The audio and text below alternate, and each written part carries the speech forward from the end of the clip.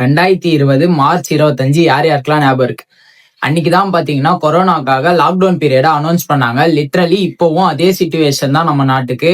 என்னடா இவன் நேத்து வரையும் மூவி ரிவ்யூ பத்தி பேசியிருந்தா இன்னைக்கு இப்படி பேசுறானேன்னு பாக்காதீங்க. Because right time to speak about this.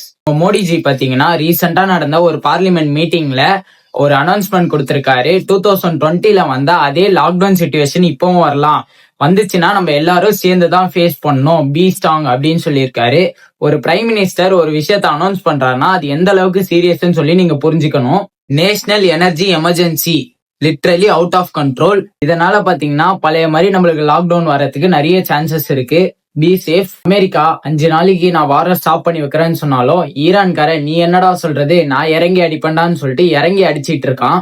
இதனால பாத்தீங்கன்னா நம்ம மார்க்கெட் ஃபுல்லாவே கிராஷ் டவுன் ஆயிடுச்சு. இந்தியன் எக்கனாமிக் மார்க்கெட்டே லோ ஆயிட்டே இருக்கு. இதனால நம்மளுக்கு என்ன ப்ராப்ளம் வரப்போகுதுன்னு நீங்க கேட்டீங்கன்னா, ஏன் இதனால ஆல்ரெடி நம்மளுக்கு பாத்தீங்கன்னா ஃபியூயல் ஷார்டேஜா இருக்கு, எல்பிஜி ஷார்டேஜா இருக்கு. இதனால கரண்ட் கட் ஆகலாம். ஏன் நார்மல் வெஹிக்கல்ஸ் எல்லாம் யூஸ் பண்ணக்கூடாது, ஒன்லி கவர்மெண்ட் வெஹிக்கல்ஸ் மட்டும் தான் யூஸ் பண்ணணும்னு சொல்லி அனௌன்ஸ்மெண்ட் வரலாம். ஏன் நீங்க இப்ப ரீல்ஸ் ஸ்க்ரோல் பண்ணிட்டு இருக்கீங்களா, இந்த ரீல்ஸ்க்கு வர நெட்டு கூட வராம போலாம். எது நடந்தாலும் பாத்துக்கலாம். Be safe, be strong.